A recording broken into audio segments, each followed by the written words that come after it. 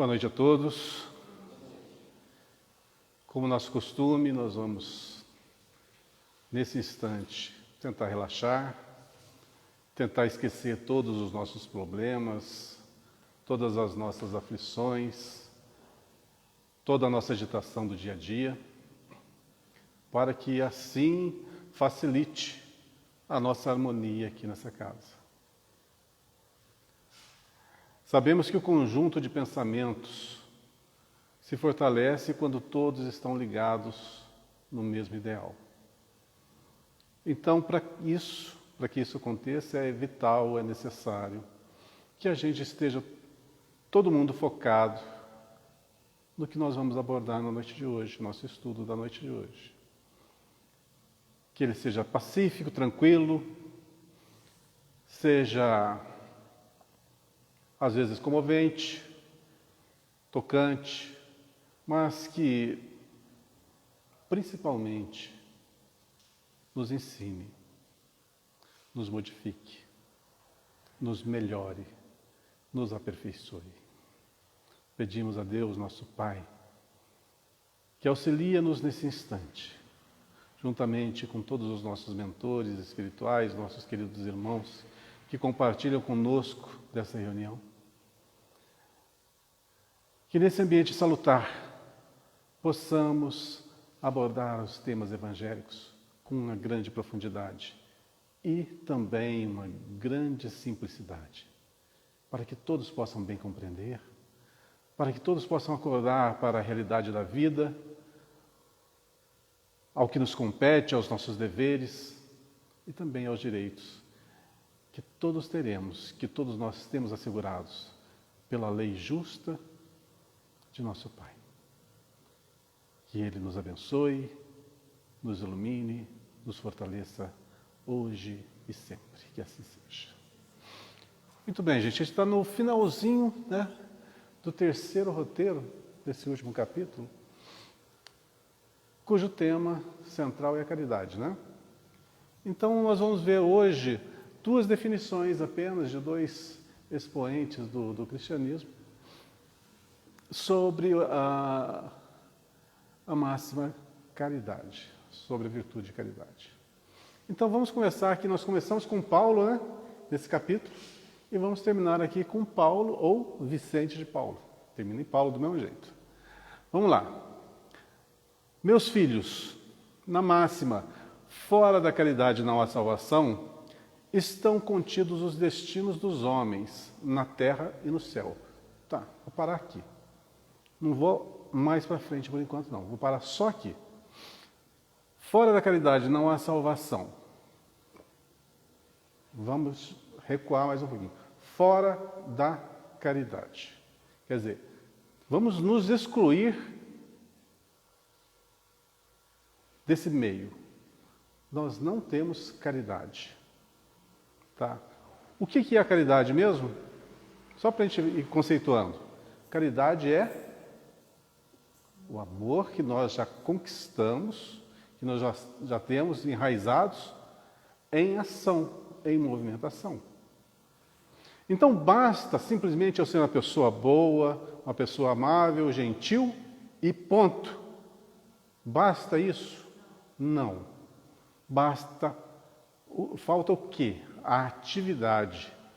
Você pegar esse poder que você tem, essa força que você tem que chamar amor, e transformá-la em movimento. Esse amor em movimento nós chamamos de caridade. O que erroneamente se vê por aí é que caridade é conceituada como o quê? Esmola aos pobres, dá aos outros aquilo que já não te serve mais, ou aquilo que te garante uma consciência um pouquinho mais leve. Não é isso. Esse conceito está totalmente errado, embora seja uma ramificação da caridade. Ajudar os outros é uma caridade? É. Ajudar o enfermo? É. Sim. Ajudar uma pessoa que está passando fome? Fazer uma cesta básica? Tudo isso é caridade? É. Mas caridade não é só isso. Caridade é o amor em movimento. Amor é o quê? O que se resume amor? Amor somos nós. Nós somos amor. Mas espera aí, nós somos muito falhos, muito errôneos ainda, muito atrasados. Não. Nós estamos em processo de aprimoramento constante.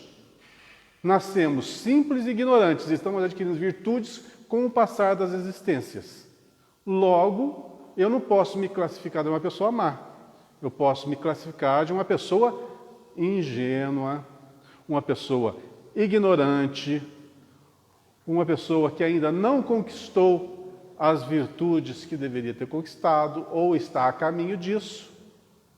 Porém, eu não posso me classificar como uma pessoa má, porque vai totalmente de contrário com a lei que nos rege. E lá no comecinho, né, dos textos bíblicos está escrito o quê? Nós fomos criados à imagem e semelhança de Deus.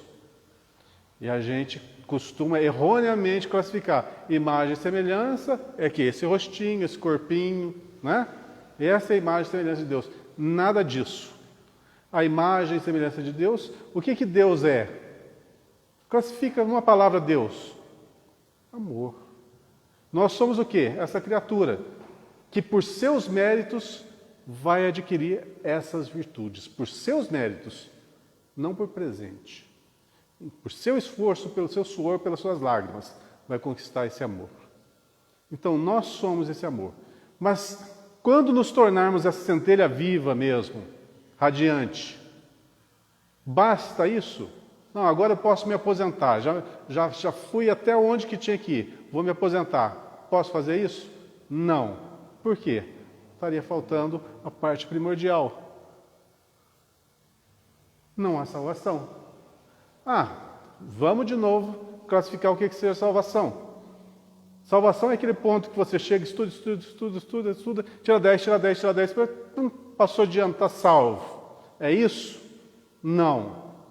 Mas é o que todo mundo geralmente pensa. Eu vou na igreja, eu vou no centro, eu vou em tal lugar, eu faço tal coisa para ser salvo. Salvo por quem? Por que salvo? Alguém está perdido? Se o próprio Jesus falou o seguinte: nenhuma das ovelhas do rebanho que o Pai me confiou se perderão. Jesus disse isso, não foi eu que estou dizendo. Então ele está afirmando que ninguém se perderá. Porque ele sabe muito bem que todos nós fomos criados por um fim maior do que simplesmente esse aqui. Sabe, coisas que nós nem sequer, nos nossos mais mirabolantes sonhos, vamos desconfiar. Mas nós temos um propósito, sim, maior. E estamos o quê? Saindo agora da nossa inércia, do nosso casulo, e tendo contato com a verdadeira vida. Estamos saindo. E a gente já vê essa imensidão de luz, que nos ofusca e que nos cega, que não nos faz perceber a grandiosidade do mundo e da vida.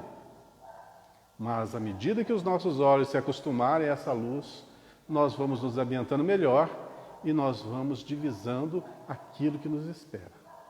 E para que os nossos olhos sejam ambientados por essa luz, precisa de duas coisas primordiais: intelectualidade e moralidade. Sem esses dois aspectos, a gente não consegue enxergar, compreender a grandiosidade da vida. Então, quando a gente bate na tecla melhorarmos-nos intimamente e aperfeiçoarmos-nos intelectualmente, quer dizer que são os dois baluartes principais da construção do nosso ser.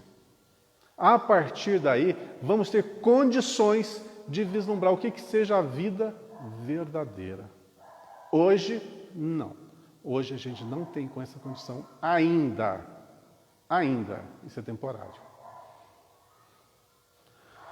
Então, fora da caridade não há salvação. O que seria essa salvação? Salvação seria, no nosso entendimento, aquela superação da nossa inferioridade, a superação dos nossos maiores adversários, que são o orgulho, que são vaidade, e etc, etc, que nós exaustivamente já falamos tanto nessas nossas aulas. Então, fora da caridade não há salvação, estão contidos os destinos dos homens. Ok, se nós não nos tornarmos atuantes na caridade, ou seja, fazer esse amor realmente se desenvolver, né?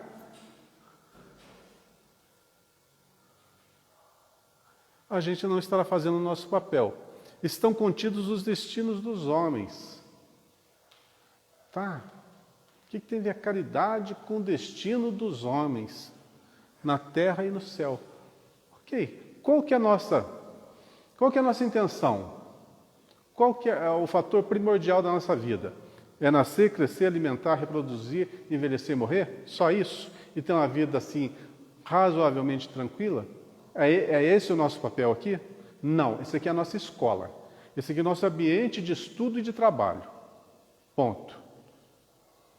Você vai para a escola, vai para o trabalho, mas você volta para casa, não volta? Todo mundo volta para casa, não é? Então, nós estamos na escola e no trabalho, temporariamente. Daqui a alguns anos, estaremos voltando para casa. Aí nós levaremos o nosso soldo, a nossa remuneração, aquilo que nós adquirimos, que não é em espécie, né? E vamos levar o quê? O nosso conhecimento. Muito bem. Estão contidos os destinos dos homens na terra e no céu, tanto aqui quanto no plano espiritual. Sabe qual que é a diferença de viver aqui e de viver lá? Sabe qual que é a diferença?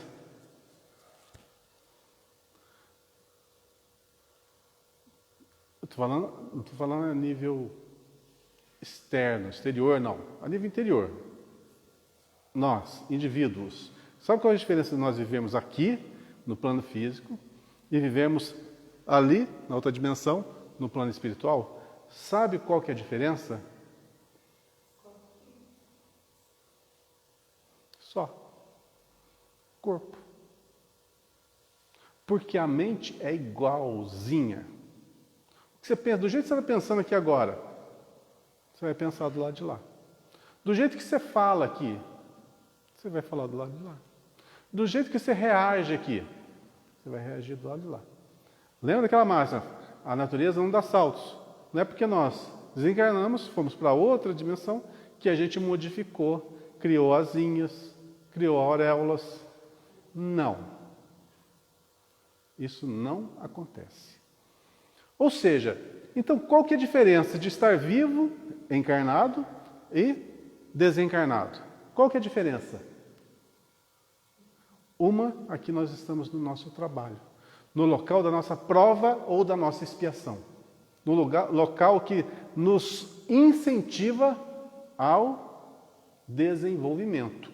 Aqui é o local que a gente tem que agir e reagir, pensar, tomar resoluções e aprender com os erros. Às vezes você tem duas alternativas apenas, a A e a B. A A, a consequência é tal, a B, a consequência é tal. As duas são consequências negativas, mas você tem que tomar uma resolução. Você escolhe uma, vai sofrer aquela consequência. É aquele aprendizado. É punição? Não, é aprendizado. Tudo nessa vida é aprendizado. Por isso a gente não pode ter medo de agir, medo de ser, medo de fazer, medo de se mostrar como é. Por quê? Nós vamos errar? Vamos. Erramos todo dia? Erramos. Quando que nós erramos? Quando pensamos. Quando nós estamos pensando, se não temos ainda todos os princípios bem evoluídos, bem consistentes, a gente pensa mal, a gente começa a errar no pensamento. E tudo vai se desencadeando. Então, pensar mal aqui no plano físico e pensar mal no plano espiritual tem diferença? Não tem. Tudo vai ter consequências. A consequência não é punição. Consequência é justamente aquilo que delineou o quê? A sua ação. Você promoveu uma ação, houve uma reação. E a gente vai aprendendo que se a gente fizer uma ação boa, em contrapartida, a gente recebe algo bom. E quando a gente faz uma ação muito ruim, A consequência é muito ruim. Isso é aprendizado. Você vai sofrer na pele. Não é punição. Agora, chega um ponto que nós já desenvolvemos grandiosamente, intelectual e moralmente. Nós vamos errar? Nós vamos errar igual a gente erra hoje? Não. A gente já vai ter o quê? Uma bagagem de conhecimento que vai nos impedir de errar.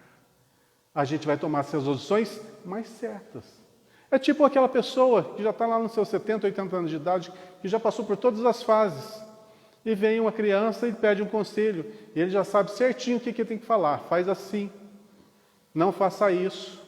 Faça aquilo. Se fizer isso, vai acontecer aquilo. Por quê que ele tem essa bagagem? Porque ele já viveu, já errou, já sofreu, já conheceu a resposta. Agora, se a criança não experimentar, se o jovem não experimentar e não errar, ele vai aprender? Mas ele pode se instruir antes de errar, não pode? Não é muito mais esperto fazer uma coisa dessa? É muito mais sensato? Quando você, antes de agir, você pensa na reação? Se eu falar tal coisa para tal pessoa, vai ter uma reação tal? Se eu falar isso aqui, eu vou magoar A, B, C ou D? Se eu fizer isso, vai ter consequências desse nível para mim ou para os outros? Então, isso é o desenvolvimento o quê? Da empatia, a capacidade que nós temos de colocar no lugar do outro, analisar como que o outro vai se portar mediante a nossa ação e, consequentemente, a gente vai ponderar se pode ou não falar, pode ou não fazer. Isso se chama sabedoria, conhecimento. Quando você sabe, você pondera, você analisa e você faz o que é certo. É nesse nível que nós temos que chegar, para que a nossa ação, quando a gente fizer de uma maneira espontânea, a gente chegar a um ponto que nós vamos fazer isso de uma maneira tão espontânea que não precisamos pensar se vamos magoar ou não, porque a gente não vai ter esse princípio de magoar, de machucar o próximo dentro da gente. Então, fora da caridade, na nossa salvação, estão contidos os destinos dos homens na terra e no céu. Quer dizer que em todos os lugares que estivermos, nós temos que ter esse amor em movimento. E olha, não deixa de ser uma caridade a gente ponderar tudo, todas as nossas ações, todas as nossas falas e pensamentos antes que eles aconteçam. É uma forma de caridade. Porque a gente vai evitar um erro e vai evitar magoar ou danificar, prejudicar alguém.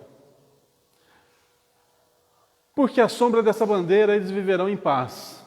Na terra, porque à sombra dessa bandeira eles viverão em paz. No céu, porque os que a tiverem praticado acharão graça diante do Senhor. Não vão dar risada diante do homem lá não. Não é isso não, tá? Porque os que tiverem praticado acharão graça. O que quer dizer se acharão graça aí? O que é graça? Viu como é que a gente fala umas palavras assim, sem analisar? A gente não pensa, se torna tão habitual que a gente não pensa, né, no que está falando. O que quer dizer acharão graça? O que é graça? Isso. Justamente. Nós sentiremos a repercussão da gratidão. Gratidão a quem? Ao Pai, por tudo que nos foi concedido. E não foi concedido para a gente tudo? Ele não concedeu tudo? E muita gente pensa, eu não preciso de Deus. Não preciso de Deus, não. Eu me viro, eu me basto. É fato? Primeiro, se não fosse Ele, a gente não teria esse corpinho aqui para se manifestar. Segundo, se fosse Ele, a gente teria essa mente para animar esse corpo. Terceiro, se não tivesse Ele, a gente não teria esse chão para a gente colocar os nossos pés. E a gente não precisa de Deus? aquele Deus antropomórfico que todo mundo antigamente pensava, né? Que se enraivecia, né? Que ia a favor de um e detrimento dos outros. Esse a gente não precisa, não. Mas aquele Deus, Deus de todo mundo, todos, Deus de todos, esse aí é imprescindível para a nossa vida. Essa divisa é o facho celeste, a coluna luminosa que guia o homem no deserto da vida para conduzir à terra prometida. Terra prometida, legal, vai ter um lugarzinho então que nós vamos viver a humanidade assim, em perfeita harmonia, aonde o clima será sempre benéfico, sempre salutar, sempre agradável, não haverão terremotos, maremotos, cataclismas, onde os animais se tornarão herbívoros, mesmo os carnívoros, né? Onde os passarinhos só comerão sementes. O que mais? O que é esse céu maravilhoso, essa terra prometida aí? Onde os homens serão todos justos, bons, igualitários. Seria maravilhoso, né? Tem jeito? Não. A própria natureza já contradiz isso aí. Essa visão totalmente desfocada, totalmente fora. Tem como viver em harmonia aqui. A própria natureza não deixa. Então, o que seria essa terra prometida? Poxa, esse termo foi usado lá atrás, 2.000 anos. Antes de Cristo até. Né? Perdi agora no tempo e espaço aqui. Muito bem. Então, dá para a gente ter essa analogia do que seria a terra prometida? Não, gente. Como eu disse, à medida que nós fomos evoluindo, nós fomos adquirindo um maior conhecimento intelectual, é imprescindível para você entender isso aqui. Se você não tiver conhecimento intelectual, conhecimento mesmo de física, de química, de biologia, disso que eu estou falando, matemática e outras coisas mais, na hora que a gente chegar à comprovação do que nós estamos falando, a pessoa vai ficar boiando. Por que a gente desconhece hoje? Porque ainda estão assim, desse tamaninho desenvolvidos intelectualmente. Agora que estamos começando a adentrar o universo da física quântica. Começando assim a levantar o véu. Que eu confesso para vocês que eu sei zero de física quântica. Zero. Então vou ter que nascer de novo várias vezes para adentrar esse tema aí, para compreender melhor. Mas uma coisa é fato, uma coisa eu já sei, que depois que você levanta o véu, tem um outro mundo ali por trás, a ser desbravado. Mas tem gente que nem levanta o véu. A gente tem que saber que tem muito mais coisas nos aguardando. Agora, a gente fica empacado aqui. A gente só fica pensando em comprar um carro novo, em ter um relacionamento estável, para não falar outras coisas, né? Para ter uma vida de prazeres, de gozos, de facilidades. A gente mira tudo nesse plano físico, tudo que se desvanece, inclusive nosso corpo se desvanece. A gente mira tudo aqui, gasta todas as nossas energias aqui. Vamos para a praia, vamos para Cancún, vamos não sei para onde, vamos fazer isso, vamos trabalhar, ganhar isso, para conquistar o mundo. Sabendo que nós vamos para a sepultura. E para lá, a gente não leva nem mala.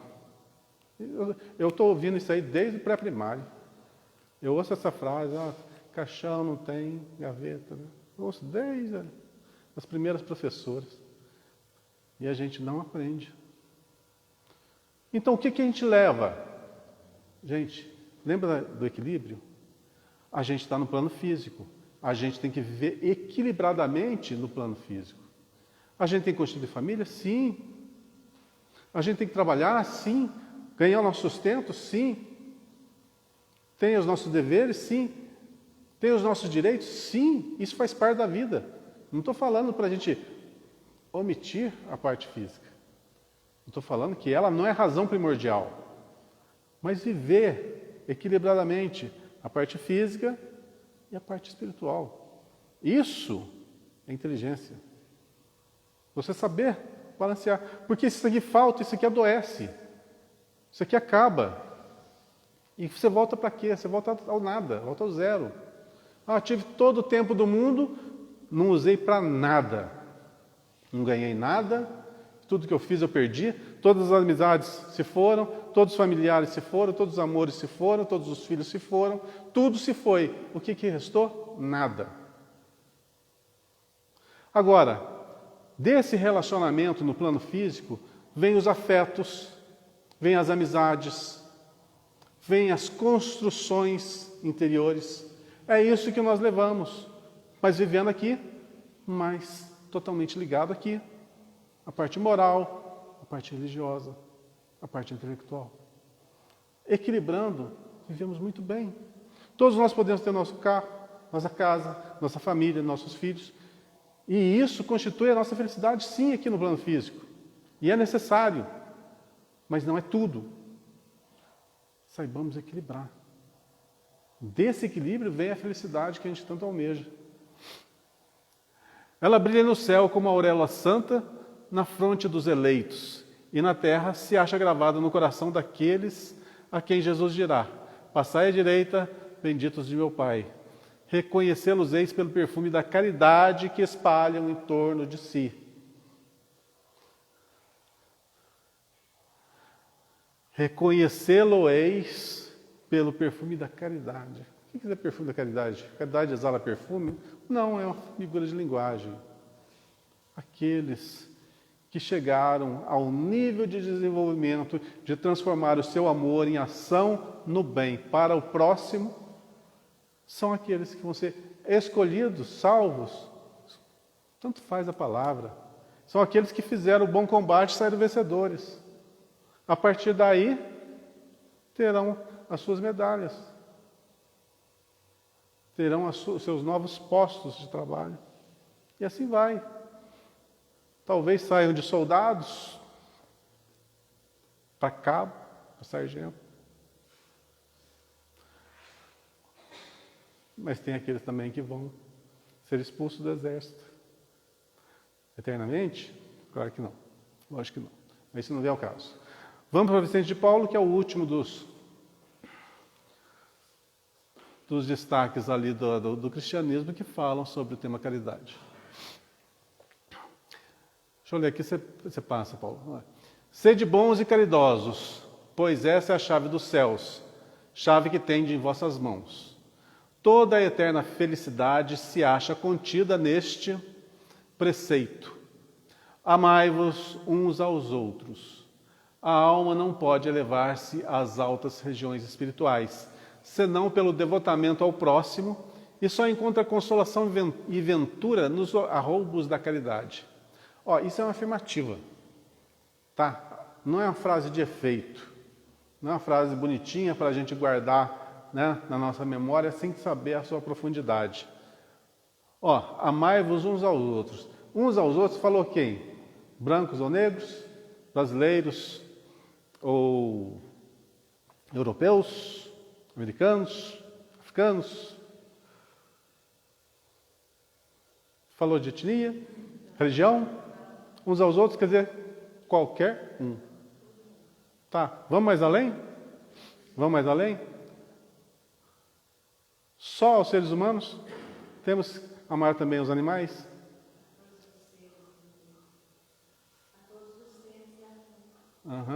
Todos os seres. Muito bem.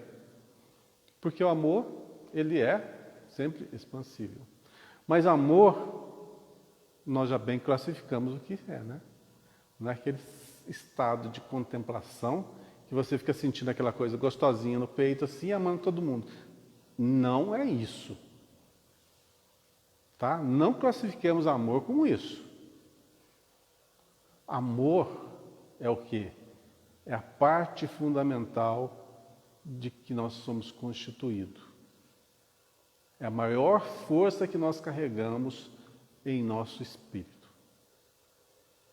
Nós somos isso, E isso está sendo burilado através dos séculos para que brilhe, para que se torne ativo, para que essa energia ela irradie, modifique, transforme e até crie. Então não é uma brincadeira. A alma não pode elevar-se às altas regiões espirituais, que é o nosso sonho, né? Principalmente sonho de espírito é: nossa, quando eu morrer eu quero ir para nosso lar. Né? Sonho de espírito é ir para nosso lar. Pesadelo de espírito é ir para um umbral. O que a gente se engana, nós espíritos, é que o nosso lar se encontra no umbral, né? É uma cidade umbralina. Pois é. Até aí nós erramos. Mas é um umbralzinho um pouquinho melhorzinho, né? Um pouquinho melhorzinho. E para quem já assistiu o filme, que viu que é bem melhor, né? Do que nós estamos vivendo. Mas é um umbral. Imagina as esferas superiores. Alguém tem algum relato, leu algum relato em algum livro espírita retratando essas esferas acima de nosso lar? Eu li a Carta de uma Morta, da Mãe Chico, que fala de outros orbes. Fala de outros planetas. Tá. Tudo bem. Mas assim, uma maneira muito assim... como é que eu vou falar? Só descritiva, sem ser explicativa. Só descritiva, né? Muito bem. Quer dizer, que fala algumas coisas, mas não se explica muita coisa. Porque não temos condições de entender. Eu vi um trechinho, mas muito pequeno mesmo, num dos livros do André Luiz Ruiz, daquela trilogia lá, o Amor Jamais Te Esquece, e depois vem A Força da Bondade. Um é continuação do outro. No comecinho do livro A Força da Bondade, narra ali o André Luiz Ruiz, o escritor do livro, né? Pelo Espírito, o que é mesmo o Espírito? Esqueci, aquele das Zíbia Gasparetto. Puxa, fugiu o nome.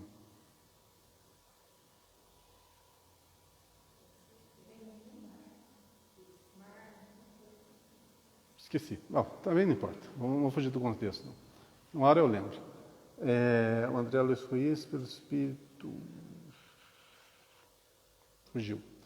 Bom, que narra o quê? Jesus indo buscar os primeiros cristãos martirizados nas arenas.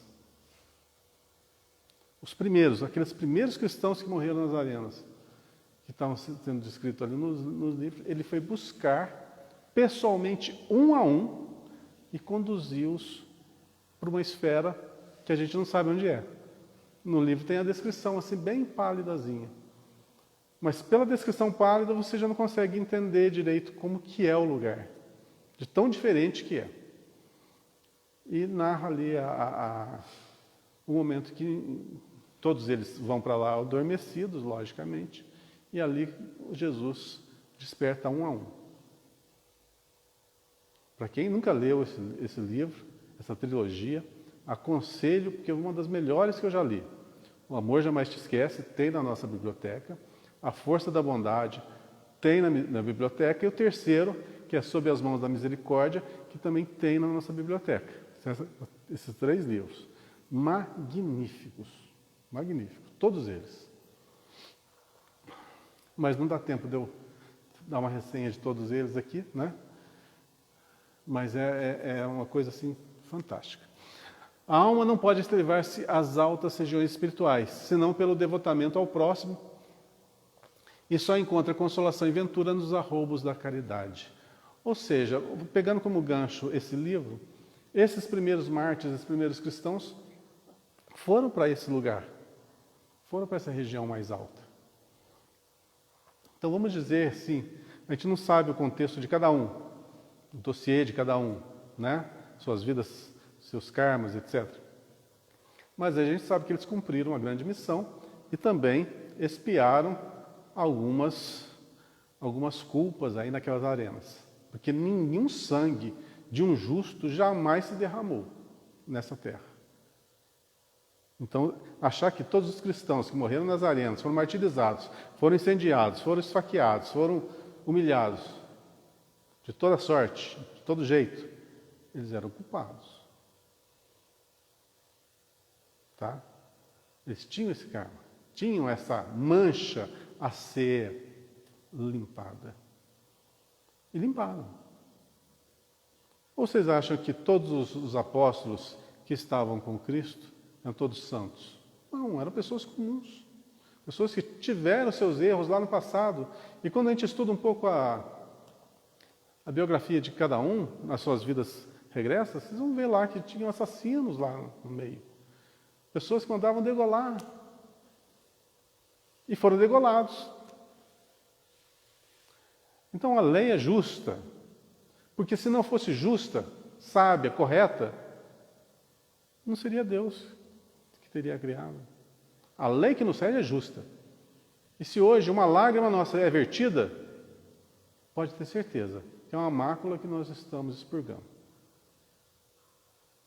Nada acontece assim, sem o merecimento.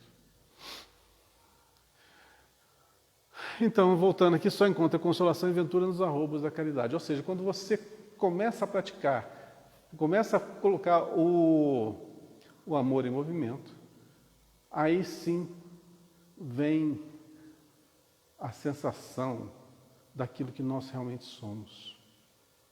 Aí vem um verdadeiro despertamento. Vocês acham que os apóstolos morreram naquelas condições cruéis, com aquela passividade, com aquele amor nos olhos, aquela demonstração de fé e firmeza, assim, à toa? Não, porque estavam num estado de contemplação espiritual tão veemente, tão forte, que a matéria para eles parecia o quê? Uma coisa muito pequena. Essa satisfação que foi dada justamente pela sua doação ao cristianismo, por esse legado que deixaram para a humanidade, para os seus conterrâneos, para os outros povos, aquilo que conseguiram disseminar de amor, da nova lei, da boa nova. Isso que dera aos mártires do cristianismo, o quê? Esses arroubos da caridade. Sede bons, amparai os vossos irmãos, deixai de lado a horrenda chaga do egoísmo. Termina ali o Vicente de Paulo, dando-nos esse conselho. Sede bons, tudo bem, a gente aprende desde pequenininho a sermos bons, a gente não é por conta nossa. Amparai os vossos irmãos, a gente tem possibilidade de amparar todo mundo a todo instante, seja com um sorriso, com um abraço, com uma palavra, com um aperto de mão, com um ombro amigo, né? Mas a escolha é nossa. Então, ser caridoso nada mais é do que espalhar o amor que nós já conquistamos para todo mundo que compartilha conosco a existência. Ok? Falar dessas palavras, nós terminamos então nosso roteiro 3 e vamos começar hoje o nosso roteiro 4, que é a família, célula fundamental da organização social. Olha só, nós falamos de amor e de caridade, agora vamos entrar em família. Vocês acham que tem alguma ligação nos temas? Tem alguma ligação amor, caridade e família? Tem ligação isso? Que ligação que vocês acham?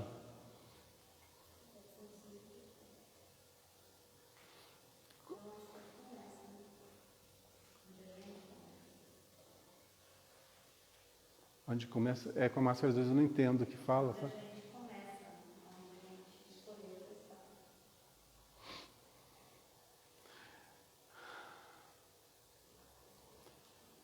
Legal, vamos então entrar nesse universo de informações, né, sobre essa organização social. Ô Paulo, vou pedir para você abaixar um pouquinho lá nos subsídios. Pode. Deixa eu ver aqui. Eu acho que é lá em cima mesmo. Aí, chega um pouquinho para cá, só para ver o que está escrito ali. Né? Faz favor.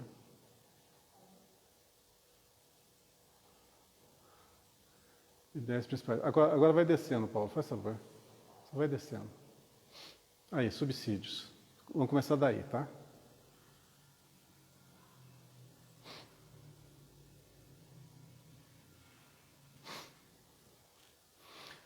Vamos lá. Eu vou começar lendo esse primeiro parágrafo aqui, para a gente ir entrando no tema e, logicamente, na hora que eu ver uma coisa interessante, nós vamos parar e focar naquele assunto, tá? Nós estamos falando sobre o que mesmo? Família. O que mais estava escrito lá? Célula de organização. Tá? Muito bem. Então, ali, vamos dizer que família é o resultado de uma evolução social do ser humano. Podemos classificar assim? Evolução social do ser humano. Por quê? Antigamente tinha família? Não. Tinha o quê? Cada um, né? Cada um por si. E tinha grupos, né? Grupos de pessoas. Bom, não vamos entrar nessa idade tão antiga, não. Vamos trazer mais para a realidade nossa, né? Trabalhar a história agora, não acho que é desnecessário. Vamos lá. No sentido restrito, a família é uma organização social constituída por pessoas que possuem laços consanguíneos. Beleza, está bem classificado. Aí vem uma frasezinha que desmonta tudo isso. Deus é Pai. Desmontou? Desmontou. Se Deus é Pai, todos nós somos filhos. E se todos nós somos filhos do mesmo Pai, somos irmãos. Irmão da tua mãe. Olha, eu não tinha pensado nisso, Geraldo. Irmão da tua mãe. Eu também. Que coisa. A nível material, plano Terra, que nós estamos vivendo aqui, é essencial essa organização. Ela é essencial. É uma das maiores evoluções que o ser humano teve, a organização familiar. Vamos tocar nesse tema mais para frente. No sentido restrito, família é uma organização social constituída de pessoas que possuem laços consanguíneos. Mas isso impede que a gente goste de pessoas, tem predileções por pessoas fora dos laços consanguíneos? Impede? Não. Às vezes, tem pessoas fora dos laços consanguíneos que têm mais afinidade conosco do que os próprios familiares.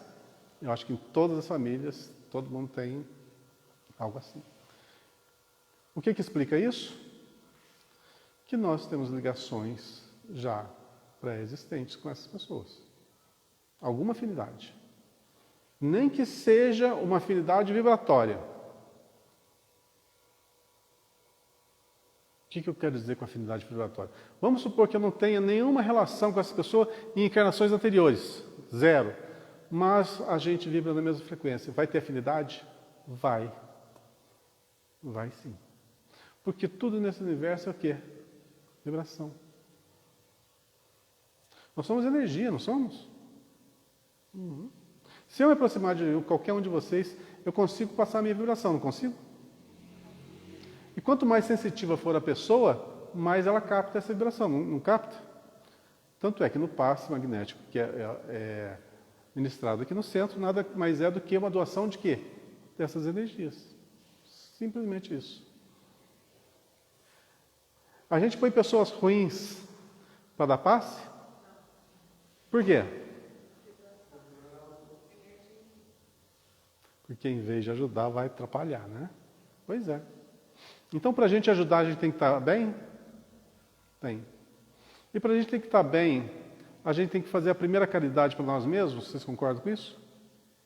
Uhum. Primeira caridade que nós fazemos é com a gente mesmo.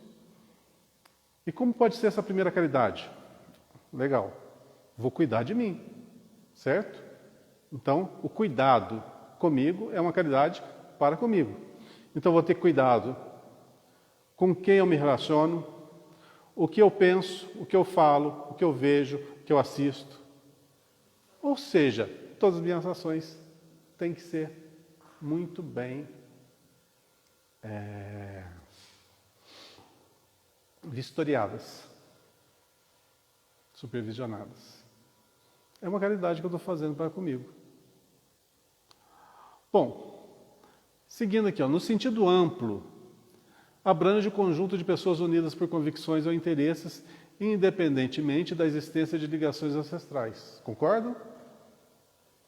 No sentido amplo de família, abrange o conjunto de pessoas unidas por convicções ou interesses, independente de existência de ligações ancestrais, ou seja, ligações passadas. Em qualquer situação, porém, a constituição da família traz a noção da existência de algo comum entre os elementos que a constituem. De todas as associações existentes na Terra, excetuando naturalmente a humanidade, nenhuma talvez mais importante em sua função educadora e regenerativa, assinala Emmanuel, que também acrescenta. Antes de passar aqui,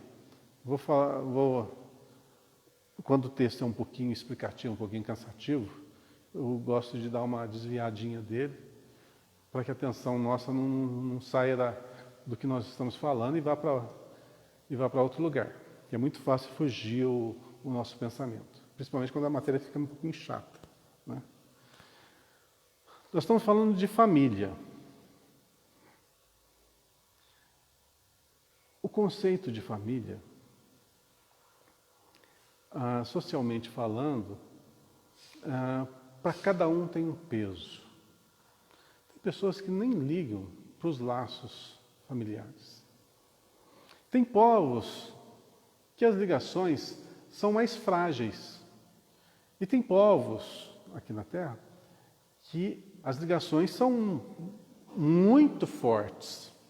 A gente pode fazer uma comparação pegando, por exemplo, os italianos e os norte-americanos, no conceito família. Já viram uma família de italiano? Como é que é? São ligados? Muito ligados? Mas muito ligados mesmo? Pega às vezes até 2, 3 gerações, 4 gerações, mora tudo na mesma casa. Pois é. Isso é um avanço ou um retrocesso? Depois a gente analisa. Vamos pegar os norte-americanos, que geralmente têm costume de criar os filhos até os 18 anos, até a maioridade. Depois, tchau. Morar com os pais é uma coisa assim, não vista com bons olhos. Estou certo? Muito bem. Então, vocês há de convir que os italianos são um pouquinho mais, assim, intensos no sentimento e os norte-americanos um pouquinho mais frios nesses laços afetivos. O que vocês acham? E nós, brasileiros, é a mescla de tudo isso. Então, a gente não tem nem como classificar, né? A gente não tem. Tem família aqui, por exemplo, eu sou de família, eu sou descendente italiano. Então, o lado do meu pai, por exemplo, é um lado mais italiano ainda. Então, são muito mais, assim, festivos, muito mais efusivos, eles são muito mais, assim, calorosos. Tem seus defeitos, como todo mundo tem. Mas tem essa característica. Já no outro lado, já é um lado mais ponderado, um lado mais calmo, mais tranquilo. São dois lados diferentes da mesma família. A família do meu pai e a família da minha mãe. E, então, agora, a nível regional, assim, né, continental até, existem essas divisões. Muito bem. Então, a gente vê que no próprio mundo que nós vivemos, existem divisões. Eu não compreendo muito, por exemplo, eu não posso ser leviano e afirmar coisas que eu desconheço. Mas, por exemplo, os asiáticos têm uma outra maneira de ser, de agir, de pensar, diferente do que a gente está acostumado. Mas tem também o conceito família lá, que eu não posso dissertar sobre isso por ausência de informações, por total desconhecimento mesmo. Assim como nos africanos. Então, todos os povos têm a sua característica. Tá, mas o que tem a ver isso com o que nós estamos estudando? O que tem a ver é o seguinte, gente. Nós estamos na escola Terra. E nessa escola Terra existem várias divisões. Em qual delas a gente vai se encaixar melhor? A gente está no lugar que é o melhor lugar para o nosso desenvolvimento, para o nosso trabalho, para o nosso aperfeiçoamento. E se nós estamos hoje no Brasil, esse é o melhor local que nós tínhamos para renascer. A gente podia ter renascido lá na Europa, Inglaterra, Dinamarca, França, não sei, qualquer lugar. Talvez já tivéssemos vindo desse continente, né? Já adquirimos uma bagagem grandiosa em reencarnações anteriores nesse continente. Agora, nós mudamos de local para aprender em outra civilização, com outro povo, com outras características. Isso dá-nos enriquecimento? Sim. A diversidade é como se fosse uma peça de um quebra-cabeça que nos constitui.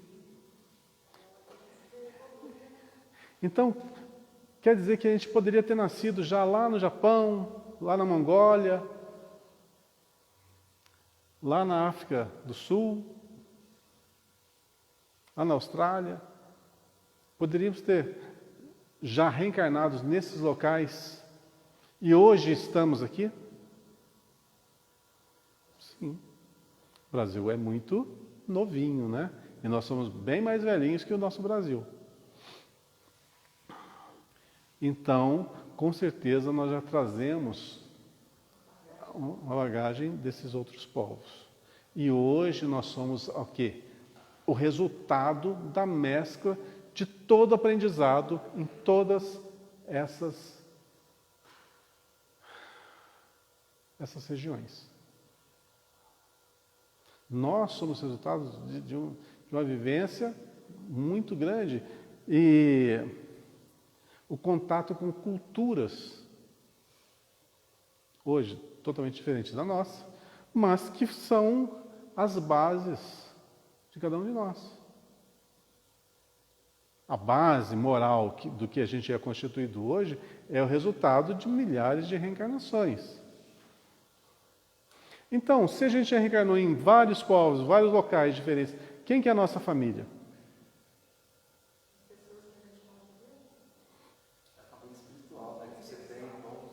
É uma família espiritual, porque não dá para restringir, né? Às vezes a gente tem um grupo familiar muito pequeno. Por exemplo, vamos supor que a nossa mãe e nosso pai tivesse 2 filhos apenas. Então a sua família estaria sujeita a quê? Aos avós, que logo se vão, né? Os pais, que às vezes não têm outros irmãos, um círculo muito pequeno. Quer dizer, essa é a tua família espiritual? Não é. Esse é o seu núcleo? Não é. Então, nós podemos nascer, às vezes, e com certeza já nascemos, em famílias numerosíssimas, que tinham 14, 20, 12. Eu sou o número 10 lá de casa. Você é o número 10? Saúde, hein? Dos pais, está louco, hein? Que isso. Pois é, os meus avós maternos tiveram 12. Então, naturalmente, eu tenho 11 tios. É uma família grande. Desses tios, casaram, constituíram família, quer dizer, é uma família numerosa. Por parte de mãe. Por parte de pai, Eram 3. Um morreu com 3 anos de idade, então, logicamente, não deixou descendentes, né? Ficou meu pai e minha tia. Eu sou do 10, mas era de 14. Na minha família era assim, eu sou Então. o caçula, eu sou o 14º. É, Mas eu fiquei sendo 10º porque os outros 4 já... apareceu. Uhum. Então, a gente pode classificar em família consanguínea? Não, não pode. Uma família muito grande assim, logicamente, alguns você não vai ter nem afinidade direito. A própria idade, né? A diferença de idade já é um fator. Você vai ter mais ligação com aqueles que têm a idade mais próxima. Ela vai agregar a família espiritual. É. Vai só... Pois é, mas a família é um ensaio justamente do que nós devemos ter de noções de responsabilidade para com o próximo a nível social, né? Então, aquilo que nós aprendemos no âmbito familiar, a gente tem que levar para fora da família. Então, por isso que eu falo que a família foi um avanço, porque ali você criou as bases, o alicerce do ser, com relação a respeito, uma palavra que está tão fora de moda, né? Respeito às divergências de pensamento, às diferenças de pensamento, respeitar as diferenças intelectuais, as próprias diferenças no aspecto moral. Tem que ter respeito. Sem respeito, a coisa não flui, não vai. Ah, mas respeito não quer dizer aceitação. Em primeiro lugar, ao respeitar uma pessoa, uma posição, não quer dizer que eu estou tendo aquela visão ou compactuo com o que a pessoa está fazendo ou pensando. Mas eu estou respeitando a situação em que ela se encontra. Então, é uma palavra que vai ter que voltar breve aí nos bancos escolares, principalmente, né? Começa em casa, né?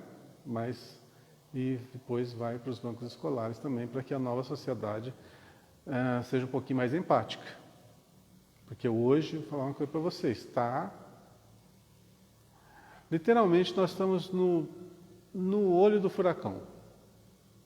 Nós estamos vivendo aquela fase tão anunciada, estou dando uma de profeta aqui agora, lá nos evangelhos, que é aquela época da separação dos bodes das ovelhas, né? Do joio e do trigo. Nós estamos nessa época. Você sabe como é que faz para separar o joio do trigo?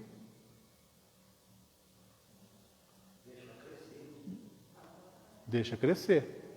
Porque se estiver muito pequenininho, você vai arrancar um e arranca o outro. Quando cresce os dois, aí você consegue diferenciar o que é o joio e o que é o trigo, você arranca o joio. Não é isso? Muito bem. Nós estamos nessa fase. Então, o que acontece? Nós estamos na fase que a liberdade propiciou o ambiente necessário para o desenvolvimento tanto do joio quanto do trigo. E o joio e o trigo cresceram agora. E estão bem amostras. Então, a gente sabe muito bem o que é joio e o que é trigo nos dias atuais.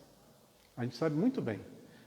Até algumas décadas atrás, anos atrás, não vou ter em décadas não, até uns 10 anos atrás, a gente não sabia discernir direito não o que era joio e o que era trigo. Hoje está tão evidente, que é muito simples você se espelhar no joio ou no trigo. De acordo com o quê? Com o seu jeito de ser. Então as pessoas vão sentir afinidade pelo joio e vão para esse lado. Outros pelo trigo e vão para esse lado. Outros um pouco de um pouco do outro. Quer dizer, e aí? Tem que crescer mais. Então, na fase que nós estamos vivendo, vocês acham que em 2021 as coisas vão melhorar? Estou dando uma de profeta agora, hein? Não vão melhorar. A própria lógica diz. Por quê? Porque tem muito a ser crescido ainda, para ser separado. Porque está muito misturado. Tem coisas erradas que a gente vê com bons olhos, ainda. E tem coisas certas que a gente não vê com os bons olhos. Então é necessário que a coisa se torne evidente para que a gente faça as escolhas. Agora, uma coisa é fato. Apontou o joio, você tem que retirar. Estamos nessa época. Nós estamos na época da colheita, né? Então a gente já tem um discernimentozinho já para fazer nossas escolhas. Então estamos na fase, como eu disse, central da mudança da geração, né? Aquela mudança tão anunciada, que nós estamos passando de um planeta de provas e expiações para um planeta de regeneração, né? Isso aí vai durar 1000 anos apenas. Então, nós estamos no começo do começo. Aqui, começou agora. Daqui a umas 10 encarnações nossas, 10 gerações nossas, talvez esteja consolidada essa mudança. Consolidada a mudança, só. Quer dizer, 1000 anos é um bom tempinho, né? Mas é necessário. Para que todos tenham condições, tempo suficiente de se prepararem para esse novo mundo. Para essa terra prometida, né? Agora começa a fazer sentido o que é terra prometida, né?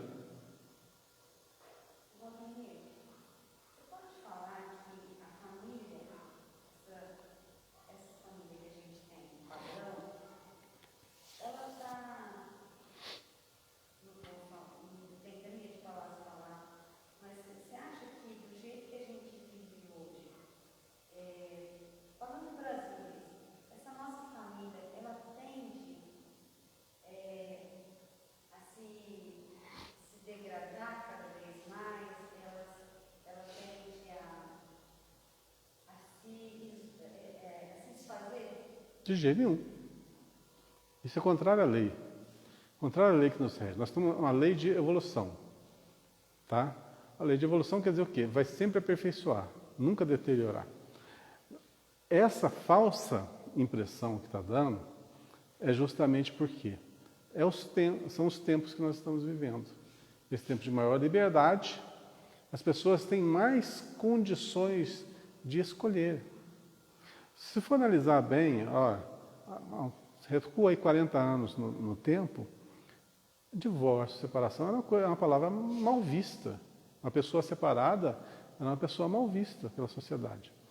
Então, muitos e muitos lares viviam e iam até a morte dos seus elementos juntos, porque apenas por uma questão de aparência, né? Uma questão de aparência, uma questão social, né? E principalmente que a mulher antigamente ela não tinha a condição assim ela era sustentada, ela não trabalhava, né? Trabalhava, sim, de outra forma, trabalhava muito, de outra forma, mas não para o sustento.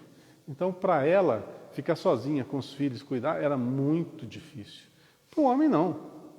O homem bastava abandonar ali e tocava. O emprego ele arrumava e se virava. Agora, a mulher sempre foi mais difícil. Então, para a mulher separar, era muito mais difícil. Nos dias atuais, as coisas modificaram. Então, quando o casamento não está dando certo, um ou outro abandona o barco. Vamos parar por aqui, né? E tenta outra oportunidade. Se isso é um avanço, um retrocesso, não cabe a mim julgar. Cada um é senhor de si, das suas ações, do seu universo.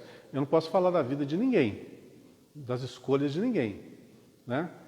Mas entre uma pessoa viver a vida inteira infeliz ao lado de alguém que muitas vezes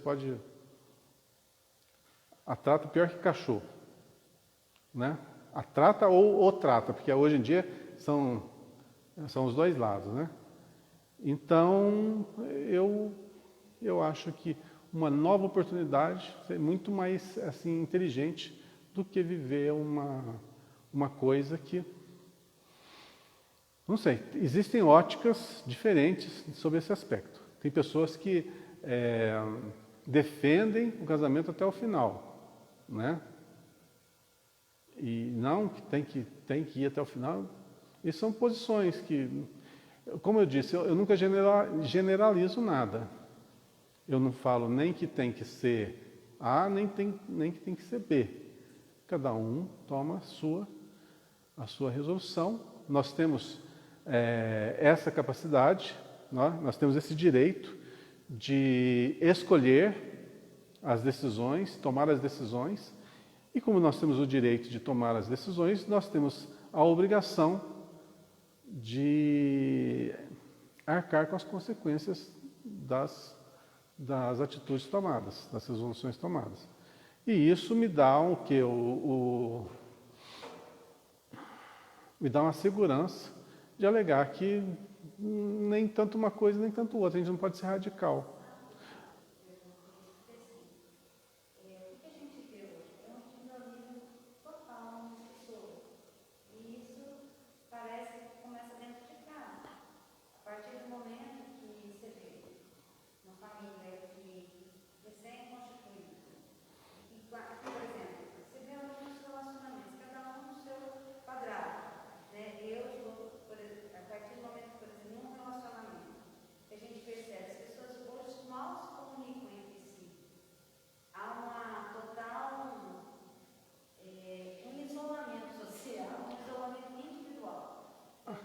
Aparente, né? Porque a gente não está dentro da casa de todo mundo para saber. Pode ser que não, mas a gente percebe que a sociedade mostra a gente, na vida cotidiana, cada vez mais egoísta. É uma percepção. É uma percepção, Ana Cláudia, é uma percepção. Mas a gente não sabe assim ao fundo. Eu não tenho argumentos base para tomar uma definição, né, para um lado ou para o outro a respeito disso. Mas deixa eu tentar ser mais genérico na resposta, talvez seja mais claro, contando uma historinha, a gente tirar um fundo filosófico disso aí. Vamos só supor a seguinte história. No plano espiritual, João e Maria, pegar o João e Maria, tá? João e Maria são dois espíritos afins que durante muitas encarnações viveram juntos, que têm grandes afinidades, se amam, né? E no plano espiritual eles traçam metas para uma nova reencarnação. João vai nascer em tal lugar, a tal período, Maria em tal lugar, a tal período. E chega a uma determinada fase da vida deles, que eles vão se encontrar. Quando eles se encontrarem, pelas afinidades que têm, eles vão começar a se relacionar, namorar, ficar noivo, casar, constituir família. Dessa família vão ter X filhos. A, B, ou C, que vão ser os indivíduos tal. Tudo planejado, tudo programadinho, bonitinho. Programação. Tá? Programação não quer dizer que vai ser efetivação. Está tudo programado. Nós vamos fazer isso, nós vamos desenvolver isso, fazer tal coisa. Tá. Traçou o plano perfeito. Muito bem. João reencarna, Maria reencarna. Chega lá o período, 16, 17, não sei que idade, de namorar, eles se encontram, mas João, antes disso, se apaixonou por... Fala o teu nome aí. Aparecida. Os nomes mais comuns, né? João apaixonou-se por Aparecida. Aparecida era muito bonita. Cidinha. Muito bonita. Sabe, a mais bonita da turma, né? A que mais reluzente. E ele sendo uma pessoa assim, aparentemente bela também. Se namoraram, desse namoro resultou lá, vocês sabem o que acontece, né? E tiveram que casar. Ok? Então, foi só um planejamento, João e Maria. Deu certo o planejamento? Não. Aí a Cidinha ficou grávida, na época que eles tinham que, era meio obrigatório casar, né? Honrar com as consequências. João casou-se com Cidinha. Só que, vamos voltar aqui. Parei aqui, tá? Vou voltar. Volto lá para o plano espiritual. Cidinha, no plano espiritual, era uma pessoa altamente endividada. Ela, em reencarnação anterior, não fora a mulher das mais certinhas. Trabalhava lá naqueles lugarzinhos que tem aquela luzinha vermelha, esqueci o nome. E nesse lugar, ela ficou grávida 3 vezes e cometeu 3 abortos. 3 espíritos foram assassinados no ventre dela. Quando Cidinha desencarnou, esses espíritos, essas pessoas, passaram a obsediá-la intensamente. Muito intensamente. Não dava paz para ela de jeito nenhum. Até que ela não aguentou mais, pediu auxílio. Veio o auxílio, o mentor espiritual dela falou assim, só tem um jeito. Você tem que reencarnar e receber esses 3 como seus filhos. É o único jeito de modificar o que é ódio hoje, transformar-se em amor. O seu amor maternal vai modificá-los. Topa? Ela topou. Legal. Ela renasceu, tá? Só que, para se ter, né, filhos, precisa, né, de um detalhezinho. E esse detalhezinho foi o João. Então, eles se encontraram, aconteceu dela ficar grávida, e eles casaram e constituíram família. E veio o filho 1, veio o filho 2, veio o filho 3, que eram 3 perseguidores dela. Ou seja, espíritos dificílimos de se lidar. Então, a família que João constituiu com Cidinha, à medida que ia se desenvolvendo, era só problema. Só problema, só problema, só dificuldade, só dificuldade, só dificuldade. João tinha que passar por isso? Era karma dele? Não. Mas ele tomou uma resolução. Mas o karma era dela. Certo? O problema era dela. A partir do momento que se uniram, o problema já é dos dois. O problema é dele também. E aí? Ele entrou nessa, vamos dizer assim, entre aspas, de gaiato. Agora, como é uma ideia apenas hipotética, essa história eu criei aqui agora, eu vou fazer as perguntas para que a gente possa filosofar e entender. E não basta eu chegar aqui e falar para vocês o desfecho. O desfecho é A, o desfecho é B, o desfecho é C. A gente tem que pensar. Muito bem. Então, eu não estou dando conclusões, eu estou fazendo com que a gente pense. Essa história é só para a gente pensar, ok? Muito bem. Se João não tinha esse karma, não tinha ligação nenhuma, nem com ela, nem com os filhos dela, que são seus filhos agora. João pode cair fora? Pode?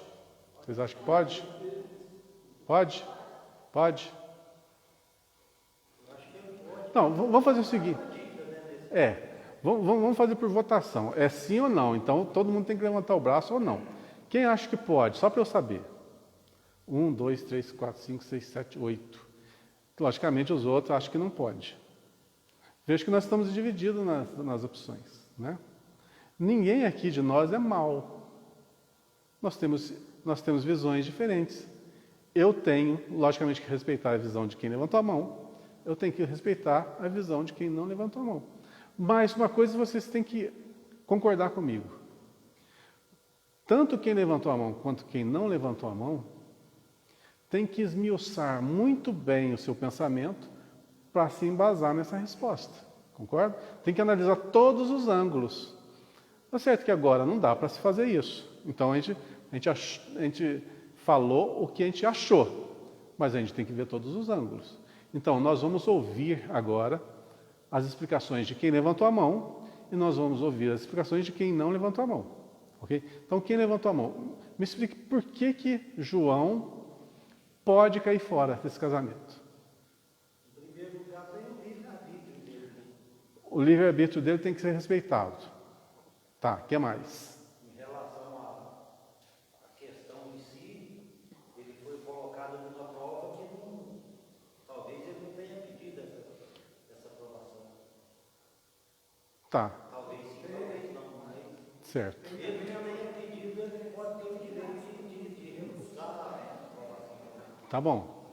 Tem também a maneira de como ele vai, a maneira do pular fora. Como é esse pular fora? Simplesmente abandonar a família, simplesmente virar as costas. Pois é. Ou também Foi um ângulo. uma convivência boa, tudo, e só não ter aquela ligação do casal, mas a família em si constituindo. Então, foi um ângulo que nós não abordamos. Teria que ter esse ângulo para a gente ter uma definição melhor também. No caso hipotético, pode ser que a luz dele veio se a Maria e alguma coisa. Não, Descobriu que ali era. tá. Logicamente, considerando Tá, isso. então eu vou desenvolver um pouco mais a história. Vou desenvolver um pouco mais a história, tá? Então, o João e a Cidinha tiveram esses 3 filhos. Aí, numa certa altura, os filhos já com 10, 8 e 6 anos, tá? Aí ele vai da escola levar um dos filhos e encontra a professora deles. E a professora deles é a Maria.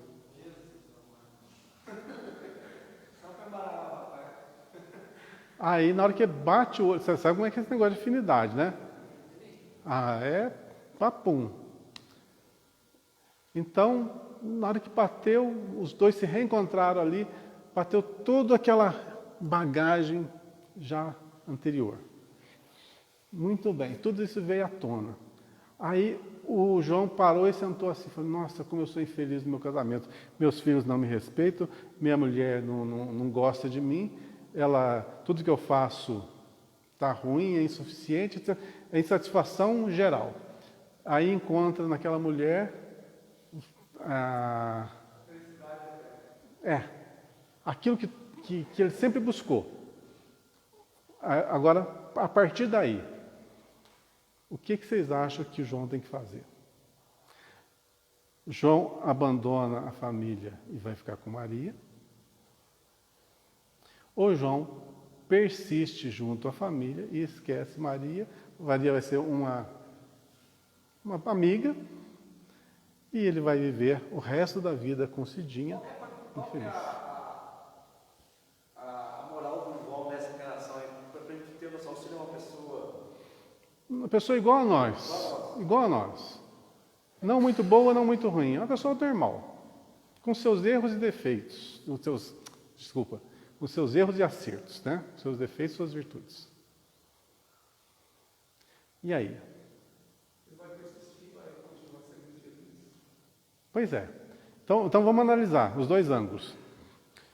Vamos supor que ele resolva ficar com a família. A mulher vai dar trabalho, né? Os filhos vão dar muito trabalho, consequentemente ele não tem nenhuma ligação com os filhos, pretérito, vibracional, né?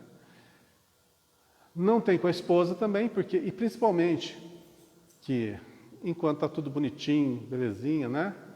Mas a beleza física ela vai se degradando. E à medida que a beleza física for degradando, aí aquela aparência, né? Que seria perfeita, já não existe mais. O que sobraria seria a parte interna. A parte interna não é muito boa, então ele vai ter uma vida de sofrimento, de dificuldades e superações até o final, que não era o karma dele. Então, ou ele opta por abandonar isso aí e tentar reatar o plano anterior com Maria, ou ele fica com a família. Viram como é que é difícil? É difícil julgar? Então, quando um vizinho, quando uma pessoa A, B ou C se separa, ou mantém um casamento, mesmo com dificuldades, e eu conheço pessoas que mantêm o casamento com dificuldades, pessoas que pularam fora. Eu conheço os dois lados. E não posso julgar nenhum dos dois. E não dou palpite em nenhum dos dois. De vez em quando dou um palpitezinho, sim. Mas é comum, né? É comum. Mas, poxa, como é que você julga? E aí? Você vai ter que perceber lá Agora eu vou falar uma coisa para vocês que vai embananar mais ainda a cabeça de vocês. Mais ainda. Nós estamos falando de família. Nós paramos aqui porque o assunto está meio chatinho. Nós vamos para um assunto mais de fofoca, né? Mais legal.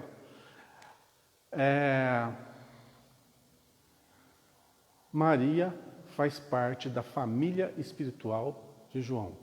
Cidinha não faz parte da família espiritual de João. E agora? Com qual família que ele fica?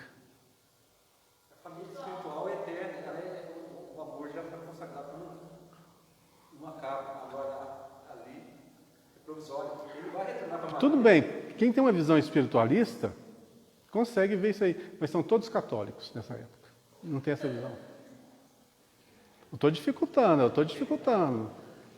E aí?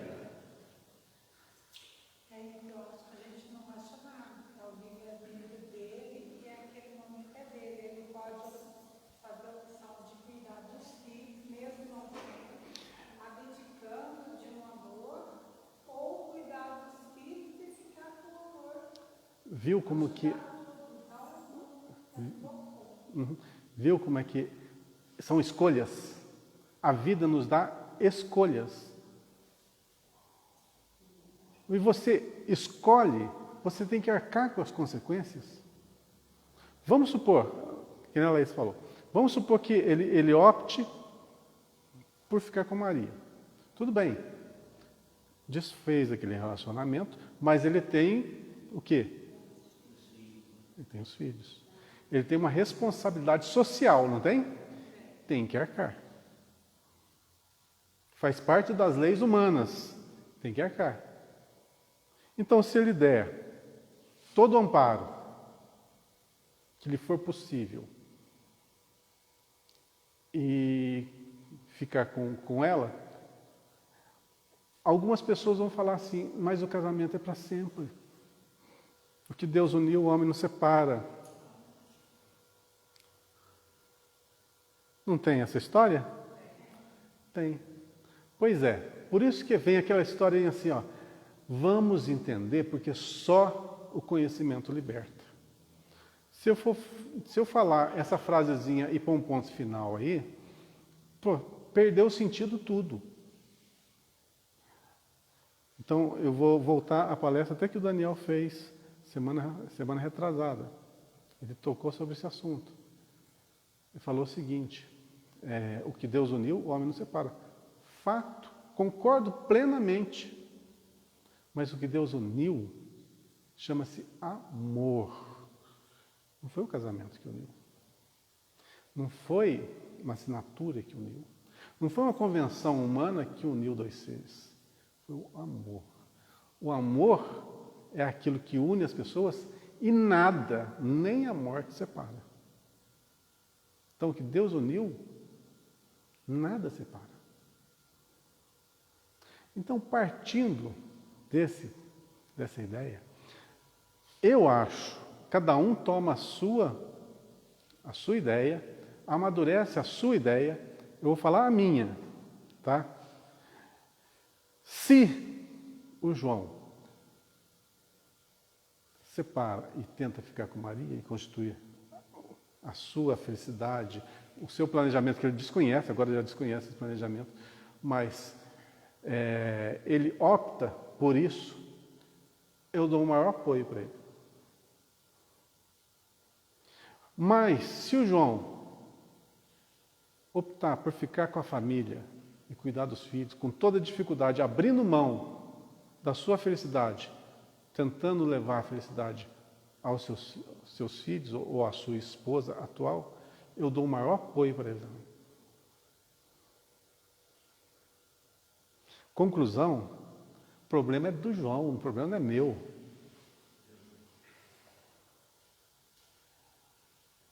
Né? O que eu quero dizer com isso, gente? A vida é feita de escolhas. Se ele optar por ficar com ele, vai ter suas consequências, vai ter suas dificuldades, vai ter aquela ex-esposa, às vezes, que vai perturbar, vai ter o filho, que nunca tem ex-filho, né? Vai ser sempre um... Foi falado, a gente sempre vê falar, são os obstáculos que vão vir. No caso do João, foi essa... E só para arrematar com chave de ouro essa historinha, é o seguinte, gente, o que eu falei no comecinho, Deus é Pai. Se Deus é Pai, todos nós somos filhos, e todos irmãos. Então Maria é irmã de João, e a Cidinha é irmã de João. E os filhos são irmãos de João. Ou seja, a família espiritual é constituída de todo mundo, de todos. Então, quer o João opte por desenvolver esse amor com a família ali, com muito sacrifício, vai abrir, às vezes, mão da felicidade que ele tanto almejou, mas por um amor que vai ser eterno, ele vai ser constituído ali. Aquela ligação, aquele vínculo, ele vai se estreitar, vai se fortalecer. Então, se ele optar por isso, ele vai ganhar muito. Por isso a ótica de quem fala, se defende que o casamento deve ser levado até as últimas consequências, eu não distorço. Eu falo, não, está certo. Eu não falo que está errado. Assim como aquele que fala, não, isso aqui é um fardo muito grande para mim, eu não aguento esse fardo. Eu quero outro fardo, eu quero outra situação. Eu também acho que é justo. Moralmente não é certo. Quem sou eu para julgar? Eu estou na pele dele? Não. A vida dele é a vida minha? Não. Então eu tenho que respeitar.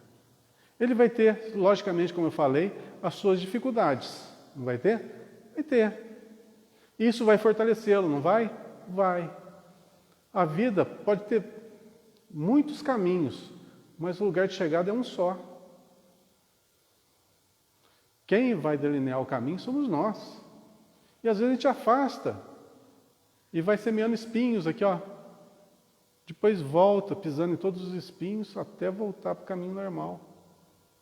Mas a escolha para ir para lá foi nossa.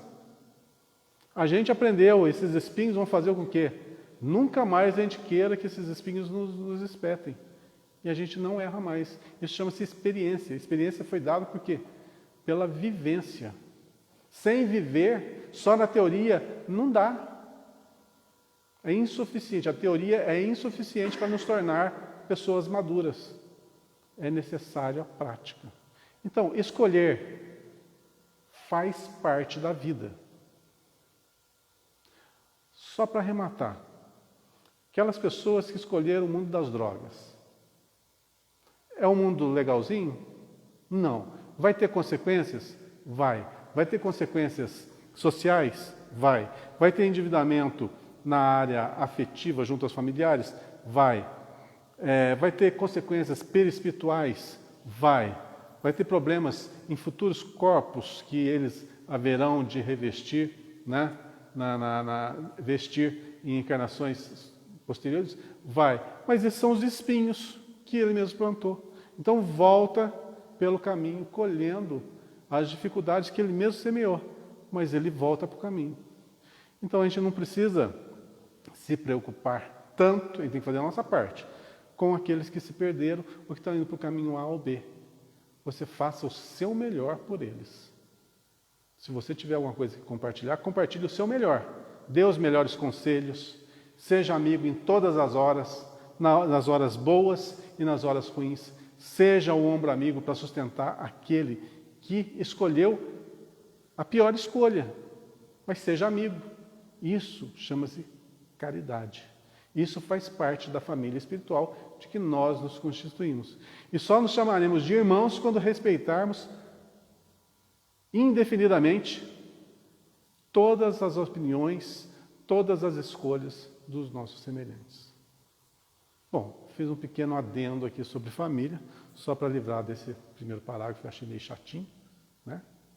Mas semana que vem a gente continua a abordar esse aspecto família, tá? Logicamente com outros exemplos, outros temas, que é legal a gente falar da realidade, sair um pouco da teoria, porque muitas vezes são situações que a gente se depara na nossa própria vida, né? São exemplos às vezes um pouquinho bobo, mas uma coisinha ou outra encaixa na nossa própria vida.